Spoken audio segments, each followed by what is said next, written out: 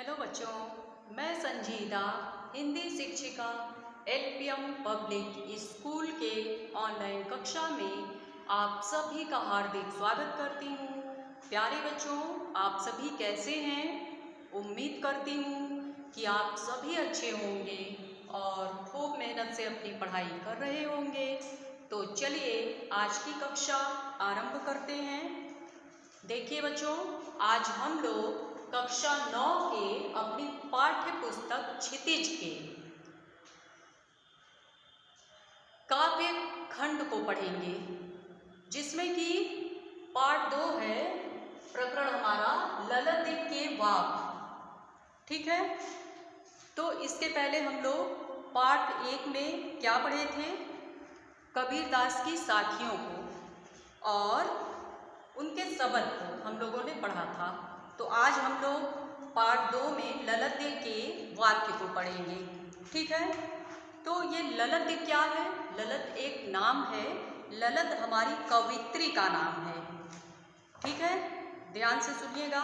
ललत हमारी कवित्री का नाम है। इन्होंने ज़्यादा रचनाएं नहीं की, क्योंकि ये कश्मीर से बिलोंग करती हैं। इन्होंने जितनी भी रचनाएं की वो सभी कश्मीरी भाषा में की, और हमारे सामने जो प्रस्तुत हो रहा है वो हिंदी में अनुवादित रूप है, यानी कश्मीरी भाषा से हिंदी में अनुवाद किया गया है।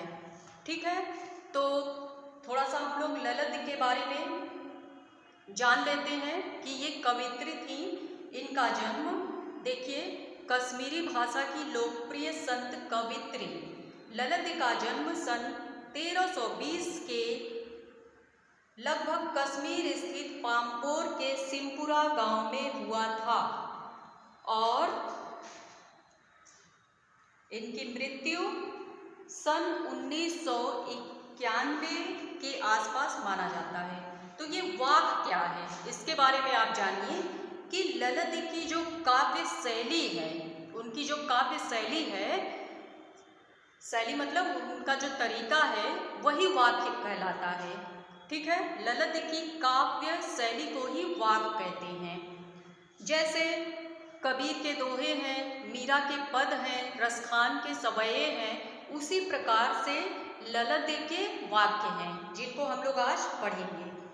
इन्होंने अपने वाक्य में जाति और धर्म की संकीर्णताओं से ऊपर उठकर भक्ति के ऐसे रास्ते पर चलने का जोर दिया है जिसका पड़ाव जीवन से हो। उन्होंने बाह्य आडंबरों का विरोध किया और प्रेम को सबसे ऊंचा मूल्य माना है, सबसे बड़ा बताया है। ठीक है, ये आधुनिक कश्मीरी भाषा की प्रमुख स्तंभ मानी जाती हैं। तो इन्होंने अपने वाक्य को 4 भागों में विभाजित किया है। पहले भाग में इन्होंने क्या बताने का प्रयास किया है? पहले वाक में ललत ने ईश्वर प्राप्ति के लिए किए जाने वाले अपने प्रयासों की व्यर्थता की चर्चा की है। ठीक है, कि ईश्वर को प्राप्त करने के लिए हमारे कितने भी प्रयास, हम अगर कितने भी प्रयास कर रहे हैं ईश्वर के पास जाने के लिए, वो सभी व्यर्थ है। तो चलिए अब इनके वाक्य को हम लोग पढ़ते हैं, फिर इसके अर्थ को भी समझेंगे। पहला वाक्य है, रस्सी कच्चे धागे की खींच रही मैं नाव, जाने कब सुन मेरी पुकार, करे देव भव सागर पार। पानी टपके कच्चे सकोरे, व्यर्थ प्रकाश हो रहे मेरे, जी में उठती रह रहे हुक, घर जाने की चाह है घेरे। तो अब इसका अर्थ देखिए, इसमें कच्ची रस्सी से क्या तात्पर्य है? सांसों का टूटना। कच्ची रस्सी से तात्पर्य है सांसों का टूटना। और जो खींच रही मैं नाव, नाव से क्या तात्पर्य है? जिंदगी से। अर्थात इसमें बताने का प्रयास किया गया है कि हमारी अब उम्र हो गई है और हम इस कच्चे धागे के समान, जैसे अपनी टूटती हुई सांसों से इस जीवन की नाव को मैं खींच रही हूँ। ये बताने का प्रयास किया है कि कच्चे धागे का मतलब टूटती हुई सांसें और नाव को जिंदगी माना है। ठीक है, तो इसमें कवित्री ने ये बताने का प्रयास किया है कि अपनी टूटती सांसों से इस जीवन की नाव को मैं खींच रही हूँ, जाने कब सुन मेरी पुकार, करे देव भव सागर पार। भव सागर का क्या अर्थ होगा? सागर के मध्य में। जैसे पता नहीं ईश्वर मेरी पुकार कब सुनेंगे और मुझे इस भव सागर रूपी संसार से न जाने कब ईश्वर मुझे बुलाएंगे। ठीक है, मतलब भव सागर से तात्पर्य है सागर के मध्य में। वो जो कवयित्री हैं वो उनका जीवन अब समाप्त होने वाला है और वह इसी संसार रूपी भव सागर के मध्य में वह फंसी हुई हैं और वो ईश्वर के पास जाने के लिए बहुत सारे प्रयास कर रही हैं, लेकिन हर तरह के प्रयास उनके व्यर्थ हो रहे हैं। तो फिर से इसको देखिए, अपनी टूटती हुई सांसों से इस जीवन की नाव को खींच रही है, अर्थात ईश्वर मेरी पुकार पता नहीं कब सुनेंगे, वह इस भव सागर रूपी संसार से न जाने कब ईश्वर के पास जाएंगे। पानी टपके कच्चे सपोरे, व्यर्थ प्रयास हो रहे मेरे। इसका मतलब उन्होंने अपने आप को कच्चे सकोरे के समान बताया। सकोरे किसको बोलते हैं? मिट्टी का एक घड़ा टाइप का होता है, जिसमें अगर कच्ची मिट्टी का अगर घड़ा है उसमें अगर हम पानी भरें तो पानी टपकने लगता है। ठीक है, तो कवित्री बोल रही हैं स्वयं को उन्होंने अपने आप को कच्ची मिट्टी के सकोरे के समान बताया है कि अब मेरी उम्र बढ़ रही है, इसमें सांस रूपी पानी जो है वो टपक रहा है। पानी टपकने और कच्चे सकोरे से तात्पर्य कवित्री ने अपने आप को कच्चे सकोरे के समान बताया है। जिस प्रकार से जब कुम्हार घड़ा बनाता है और मिट्टी कच्ची होती है, गीली होती है, उसमें अगर हम पानी भर दें तो पानी टपकने लगता है, तो उसी प्रकार कवित्री कह रही हैं कि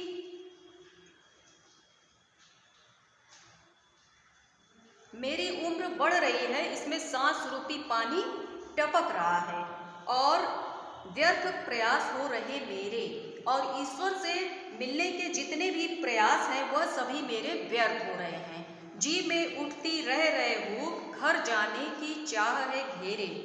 जी में उठती रह रहे हूँ, इसका मतलब क्या है कि मेरा मन बार बार मचल रहा है अपने घर जाने को। घर किसको? ईश्वर के घर।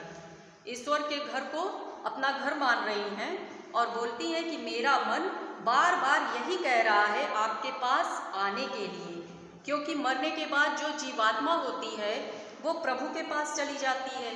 तो इसीलिए कवित्री बोल रही हैं कि मेरा मन बार बार कह रहा है आपके पास आने के लिए, लेकिन मेरे सारे प्रयास व्यर्थ हो रहे हैं। एक बार फिर से पहले वाक्य को देखिए, रस्सी कच्चे धागे की खींच रही मैं नाव। इसमें कवित्री ने अपने आप को कच्ची मिट्टी, कच्चे धागे के समान माना है और उन्होंने बताया है कि मेरी जो सांस है वो कच्चे धागे के समान है और इस जीवन को मैं अपनी जिंदगी को मैं नाव की तरह खींच रही हूँ, आगे बढ़ा रही हूँ। जाने ईश्वर मेरी पुकार कब सुनेंगे और इस भव सागर से मुझे कब पार कराएंगे, अर्थात मुझे अपने पास कब बुलाएंगे। और पानी टपके कच्चे सकोरे, व्यर्थ प्रयास हो रहे मेरे। और इसमें कवित्री बोलती है कि अब मेरी उम्र भी बढ़ रही है और सांस रूपी पानी टपक रहा है। ईश्वर से मिलने के लिए मैं जितने भी प्रयास कर रही हूँ सारे प्रयास व्यर्थ हैं। आपके पास आने के लिए सारे प्रयास व्यर्थ हैं और जी में उठती रह रहे हूँ और मन एकदम मचल रहा है कि कब मैं अपने घर पहुँच जाऊँ, अर्थात कब मैं ईश्वर के पास पहुँच जाऊँ। अब दूसरा वाक्य है, इसमें कवित्री ने बाह्य आडंबरों का विरोध करते हुए यह कहा है कि अंतःकरण से संभावी होने पर भी मनुष्य की चेतना व्यापक हो सकती है। दूसरे शब्दों में इस मायाजाल में कम से कम लिप्त होना चाहिए। जैसे खा खाकर कुछ पाएगा नहीं, न खाकर बनेगा अहंकारी, सम खा तभी होगा संभावी, खुलेगी साकल बंद द्वार की। खा खा कर कुछ पाएगा नहीं, इसका क्या अर्थ बताया है कवित्री ने?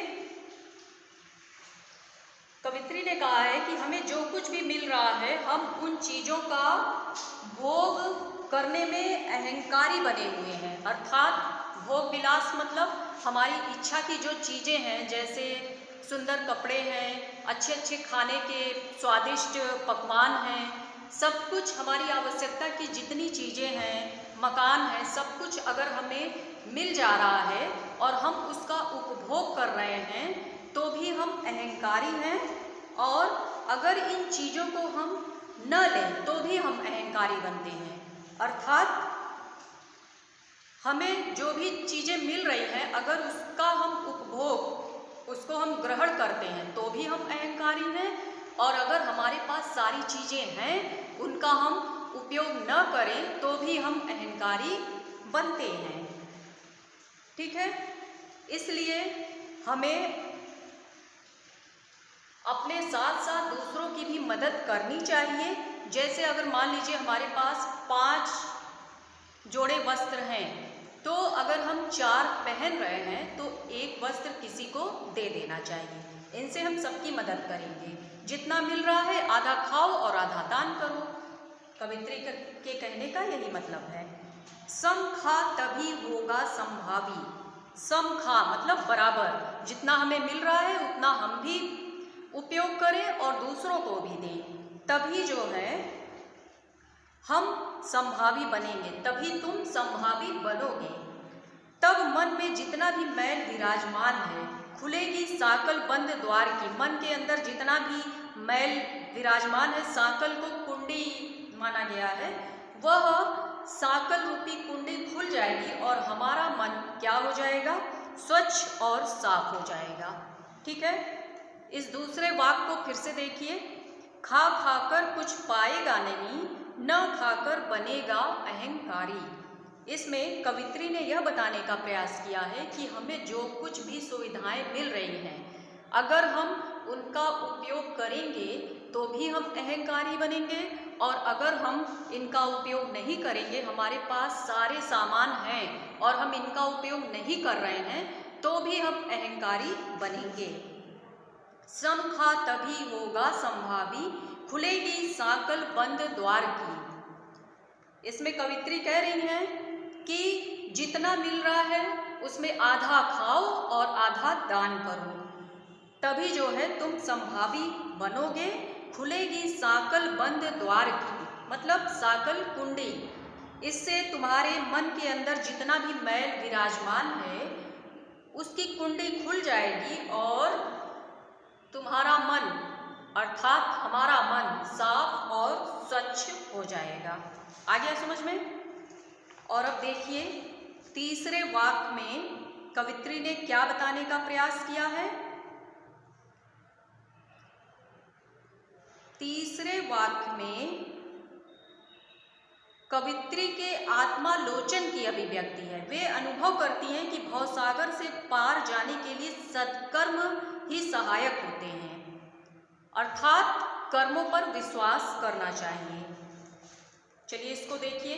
आई सीधी राह से गई न सीधी राह, सुसुम सेतु पर खड़ी थी बीत गया दिन आह, जेब टटोली कौड़ी न पाई, माझी को दूं क्या उतराई।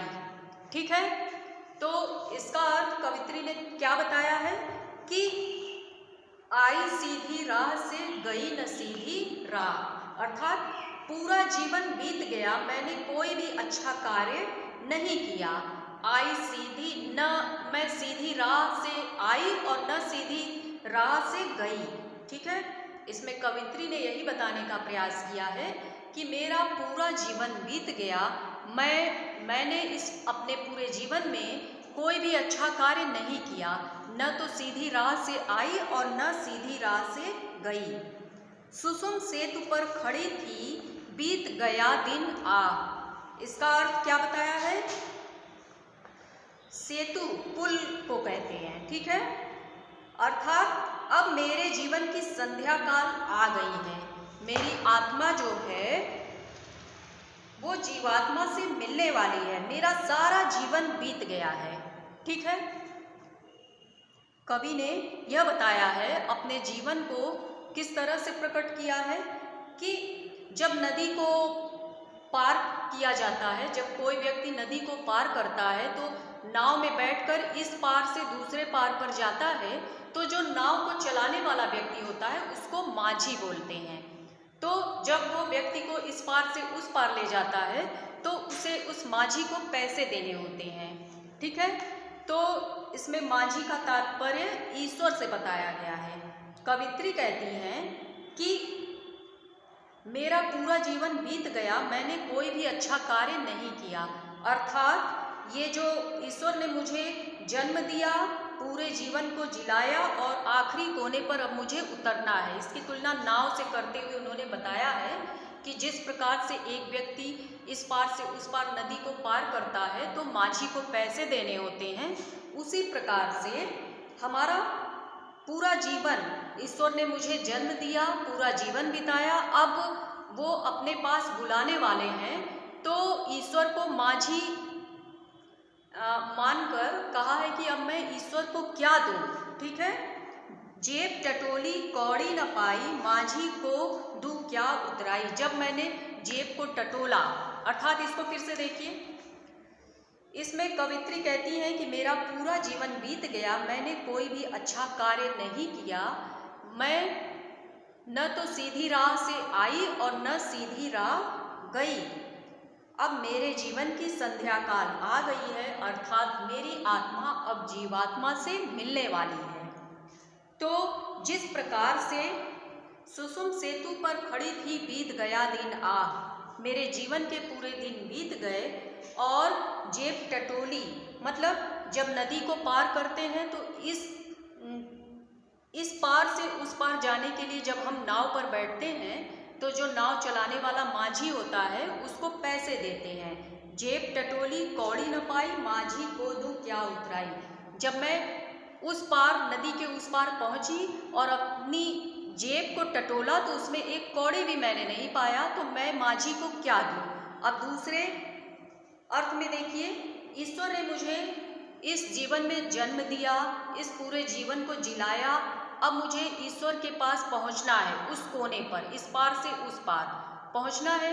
तो जब मैंने अपने जीवन को खंगालना शुरू किया तो मैंने पाया कि मैंने तो अपने जीवन में कोई अच्छा कार्य किया ही नहीं, क्योंकि ईश्वर को पैसे थोड़ी चाहिए, ईश्वर को तो अच्छे कर्म चाहिए।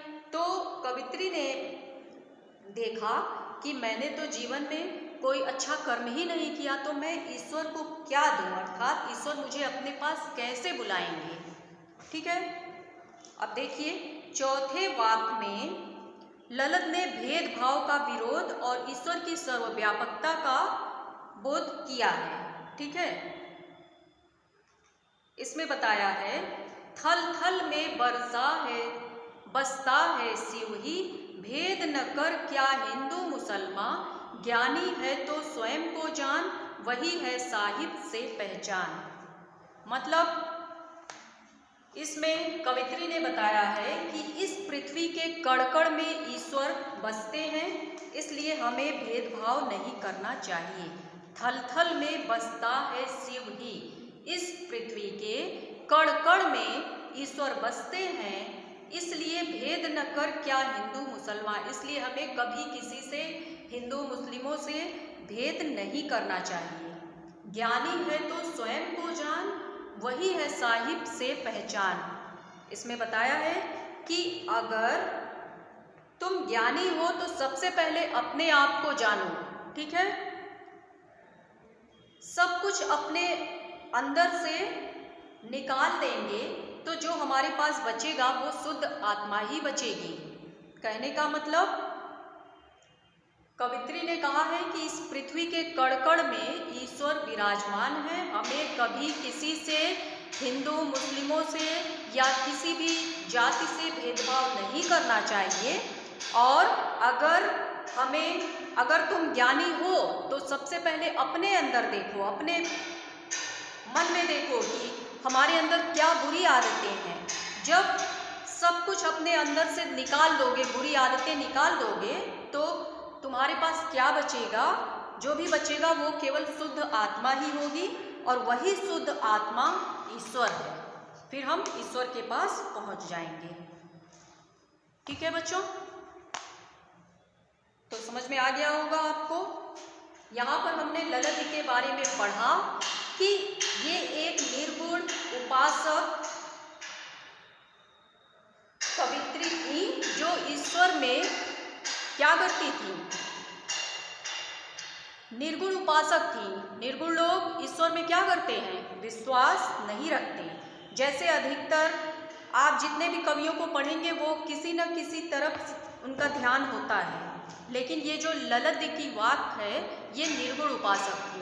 इन्होंने कभी भी किसी ईश्वर को नहीं माना।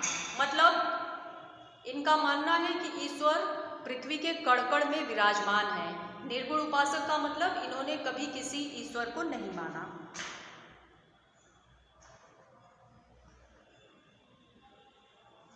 ईश्वर की उपासना के रूप में इस वाक्य का प्रयोग इन्होंने किया है, जो सिर्फ ईश्वर से ही मिलनी चाहिए, अर्थात वह मृत्यु को प्राप्त हो रही है, और इनकी शैली को ही हम वाक्य कहते हैं, ये तो आपको पता है। तो बच्चों, उम्मीद करती हूँ कि आप सभी को ये ललित के वाक्य पाठ अच्छे से समझ में आ गए होंगे। आप सब इसे अच्छे से अपनी फेयर कॉपी में नोट करिएगा और इस वीडियो को देखिएगा, ताकि अच्छे से आपको व्याख्या समझ में आ जाए। और अगर कहीं कोई समस्या होती है तो कमेंट कीजिएगा, कमेंट में आपकी समस्या का समाधान किया जाएगा। ठीक है बच्चों, अगर आप सबके पास बुक और कॉपी नहीं है तो जल्दी से ले लें, ताकि पढ़ाई आपकी सुचारू रूप से चलती रहे। और वीडियो देखते रहिए, और जो भी PDF यहाँ से जाता है आपके व्हाट्सएप ग्रुप पर, उसको आप लोग देखकर नोट्स बनाते चलिए। ठीक है बच्चों, तो चलिए आज के लिए बस इतना ही। धन्यवाद।